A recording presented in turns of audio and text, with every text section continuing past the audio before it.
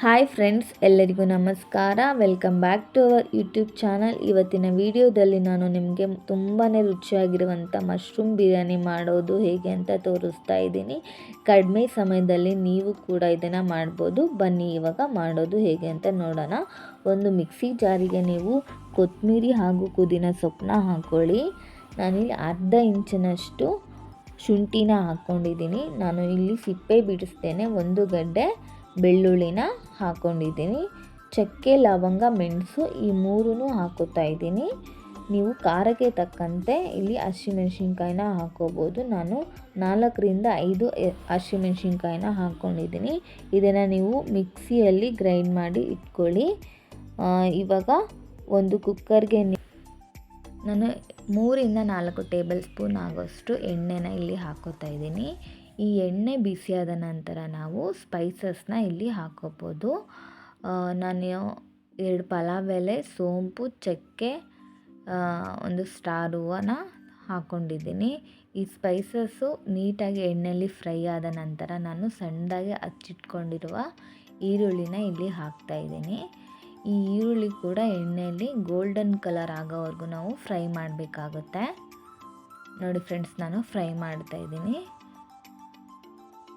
ಇದು ಫ್ರೈ ಆದ ನಂತರ ನಾನು 1 ಬೌಲಷ್ಟು ಮಶ್ರೂಮ್ನ ಹಾಕ್ತಾಯಿದ್ದೀನಿ. ನಾನು ನೀಟಾಗಿ ತೊಳೆದು ಸಣ್ಣದಾಗಿ ಕಟ್ ಮಾಡಿ ಇಟ್ಕೊಂಡಿರುವಂಥ ಮಶ್ರೂಮ್ನ ಇಲ್ಲಿ ನಾನು ಹಾಕಿದ್ದೀನಿ. ಇದನ್ನು ಸಹ ನೀವು ಚೆನ್ನಾಗಿ ಎಣ್ಣೆಯಲ್ಲಿ ಫ್ರೈ ಮಾಡ್ಕೊಳ್ಳಿ. 3-4 ನಿಮಿಷ ಇದನ್ನು ನೀವು ಫ್ರೈ ಮಾಡ್ಕೋಬೇಕಾಗುತ್ತೆ. ಫ್ರೈ ಮಾಡ್ಕೊಂಡ ನಂತರ ನಾನು ಅರ್ಧ ಟೇಬಲ್ ಸ್ಪೂನ್ ಆಗೋಷ್ಟು ಅರಿಶಿನ ಸೇರಿಸ್ತಾ ಇದ್ದೀನಿ. ಇದನ್ನು ಸಹ ನೀವು ಫ್ರೈ ಮಾಡ್ಕೊಳ್ಳಿ.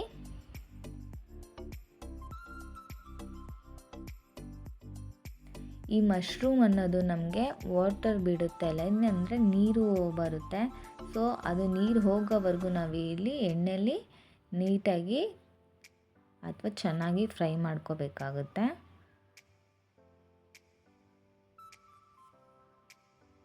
ನೋಡಿ ಫ್ರೆಂಡ್ಸ್, ಈಗ ಕಾಣ್ತಾ ಇದೆ. ನಾವು ಆವಾಗಲೇ ಮಿಕ್ಸಿಲಿ ರುಬ್ಕೊಂಡಿರುವಂಥ ಪೇಸ್ಟನ್ನ ನಾನು ಇವಾಗ ಹಾಕ್ತಾಯಿದ್ದೀನಿ. ಇದನ್ನು ಸಹ ನೀವು ಚೆನ್ನಾಗಿ ಮಿಕ್ಸ್ ಮಾಡ್ಕೊಳ್ಳಿ. 3-4 ನಿಮಿಷ ಇದನ್ನು ಚೆನ್ನಾಗಿ ಬೇಯಿಸಿ.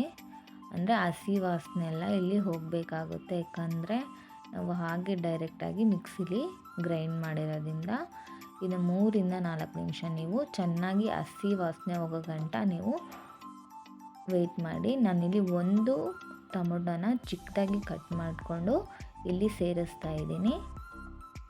ಸೊ ಇದನ್ನು ಕೂಡ ನೀವು ಚೆನ್ನಾಗಿ ಮಿಕ್ಸ್ ಮಾಡ್ಕೊಳ್ಳಿ.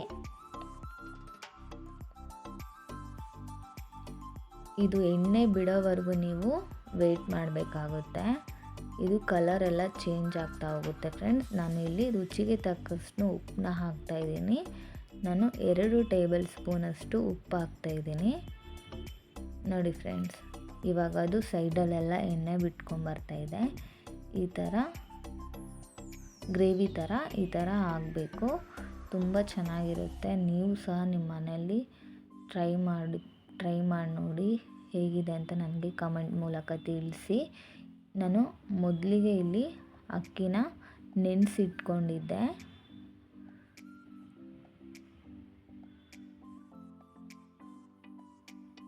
ನೋಡಿ ಫ್ರೆಂಡ್ಸ್, ನಾನಿವಾಗ ಅಕ್ಕಿನ ಸೇರಿಸ್ತಾ ಇದ್ದೀನಿ. ನಾನು 1 ಗ್ಲಾಸ್ ಅಷ್ಟು ಇಲ್ಲಿ ಅಕ್ಕಿನ ನೆನೆಸಿಕ್ಕಿದ್ದೆ ಫಸ್ಟೇ. ಸೊ ಅದನ್ನು ಇವಾಗ ಹಾಕೋತಾ ಇದ್ದೀನಿ. ಸೊ ನಾವು 1 ಗ್ಲಾಸ್ ನೆನೆಸಿಟ್ರೆ ಅದು ಡಬಲ್ ನಾವು ಇಲ್ಲಿ ವಾಟರ್ ಹಾಕ್ಕೋಬೇಕಾಗುತ್ತೆ. ನಾನಿವಾಗ 1 ಗ್ಲಾಸ್ ಅಷ್ಟು ನೆನೆಸಿರೋದನ್ನ ಇಲ್ಲಿ ನಾನು ಹಾಕ್ತಾಯಿದ್ದೀನಿ. ಇದು ಒಂದ್ಸಲ ನೀಟಾಗಿ ಮಿಕ್ಸ್ ಮಾಡ್ಕೊಳ್ಳಿ.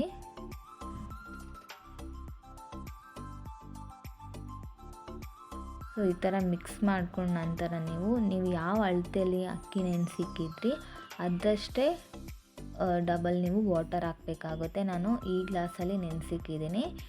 ಇದರಿಂದ ನಾನು 2 ಲೋಟ ನೀರನ್ನು ಸೇರಿಸ್ತೇನೆ. ಇದರಲ್ಲಿ ನೋಡಿ 2 ವಾಟರ್ ನೀರಾಗುವಷ್ಟು ನಾನು ಇಲ್ಲಿ ಹಾಕಿದ್ದೀನಿ.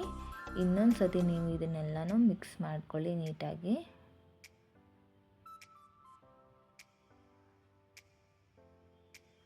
ನೀಟಾಗಿ ಈ ಥರ ಮಿಕ್ಸ್ ಮಾಡ್ಕೊಂಡ ನಂತರ ಇದು ಒಂದು ಕುದಿ ಬರೋವರೆಗೂ ನೀವು ಲಿಡ್ನ ಕ್ಲೋಸ್ ಮಾಡಬೇಡಿ.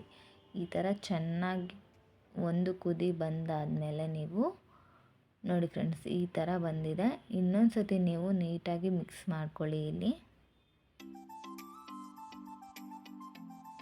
ಯಾಕಂದರೆ ಕೆಳಗಡೆ ಸೀದೋಗಬಾರ್ದು. ಸೊ ಹಾಗಾಗಿ ಕುಕ್ಕರ್ ಮುಚ್ತಾ ಇರುವಾಗ ಇನ್ನೊಂದು ಸತಿ ನಾವು ನೀಟಾಗಿ ತೀರಿಸ್ಬಿಟ್ಟು, ಸೊ ಇವಾಗ ಒಂದು ಕುದಿ ಬಂದಿದೆ, ನಾವು ಕುಕ್ಕರ್ ಲಿಡ್ನ ಕ್ಲೋಸ್ ಮಾಡೋಣ ಇಲ್ಲಿ. ಸೊ ಇವಾಗ ನಮಗೆ 2 ವಿಷಿಲ್ ಬರಬೇಕಾಗುತ್ತೆ.